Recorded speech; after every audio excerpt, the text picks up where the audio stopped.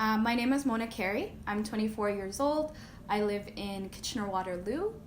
I'm a student, and I would consider myself a makeup enthusiast. So I've always loved makeup ever since the end of grade 8, early grade 9, and I've always loved doing my makeup ever since then.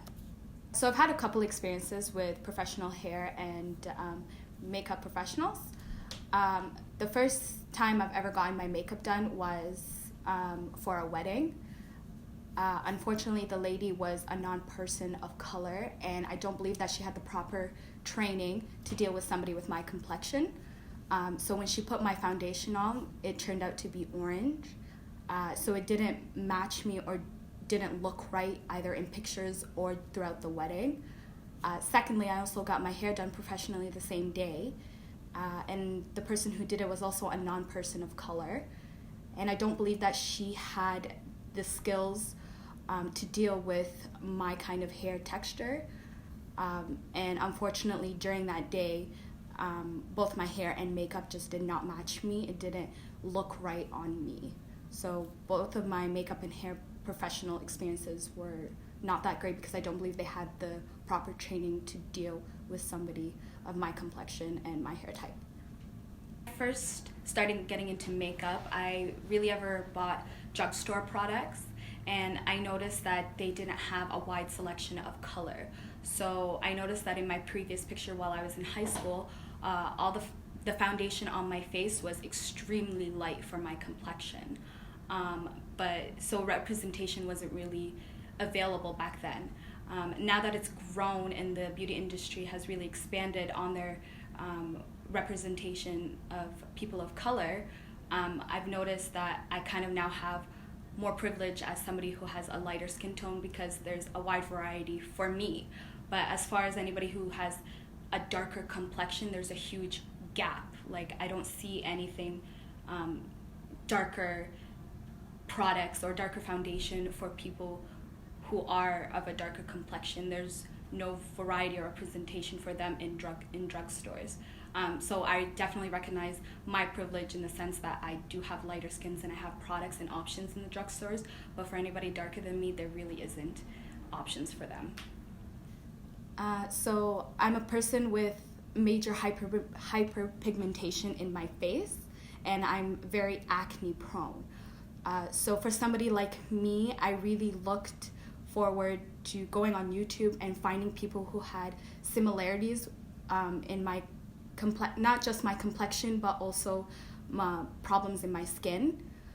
So I found a couple YouTubers who had problems with hyperpigmentation, and they allowed me to find tools to combat that. So I learned what color correcting is, and it's a way for me to put a certain color underneath my foundation to counteract my hyperpigmentation. And I learned all of that through YouTube and YouTubers who had the same problems as I did. So one of the big major factors that I've noticed in media is that there isn't much representation for people of color. So it was really difficult for me to relate to somebody in the media, whether it be magazines or TV, that I can get some inspiration from. So YouTube was a very huge platform for me because I finally found people who have the same complexion as me or even darker, where I can learn from or get inspired with, and that way I can expand my passion for makeup and my creativity in makeup is because I found a community where there's representation for all shades or colors of people, and YouTube has been one of the biggest platforms for that. My favorite foolproof products are the Beauty Blender. So I tend to use full coverage foundation, and I find that the Beauty Blender, when it's dampened, is the best way for it to actually soak into my skin so that foundation is not as cakey, especially because I use such heavy foundation. That is definitely my foolproof, one of my foolproof products. Secondly, I love using e.l.f.'s eyebrow gel. So my eyebrow hairs are very curly. So I find that the only thing that I can do, or a product that I use to tame it, is e.l.f.'s eyebrow gel, and it's really affordable and I really love that. And then my third foolproof product is my NYX eyeshadow palette. So I mentioned that I really like experimenting with color, and my most favorite color that I do like to experiment with is deep reds and burgundies.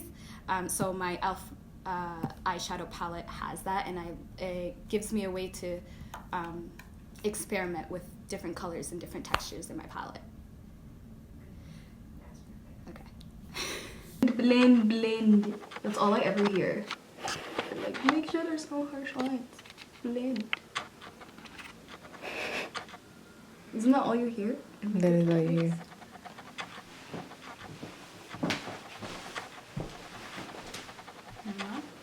Can you hear that?